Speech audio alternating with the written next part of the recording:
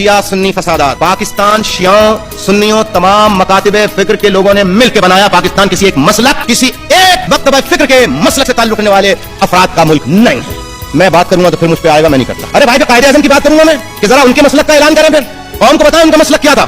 अबुल आला मौदूदी का मसलक क्या था, मौलाना अबुल आला मौदूदी का मसलक क्या था, मुफ्ती महमूद का मसलक क्या था। मैं कहता हूं सबके मसलक सबके मजहब मोहतरम, ये तो फेथ एंड बिलीफ का मामला है।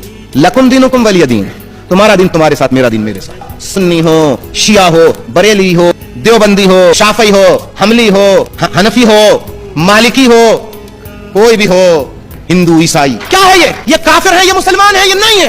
यार अपने मजहब पे चलते रहो, इसका फैसला अल्लाह करेगा, मैं और आप थोड़ी है नौजुबिल्लाह कोई खुदा जो हम फैसला करेंगे।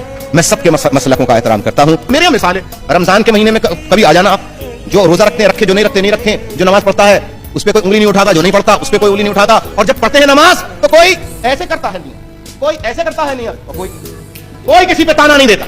मेरे गरीब खाने पे तो सारे लोग अपने अपने मसलक से, लिहाजा पाकिस्तान बनाने में सब शामिल थे, तो पाकिस्तान में रहने का सबका बराबर हक बनता है।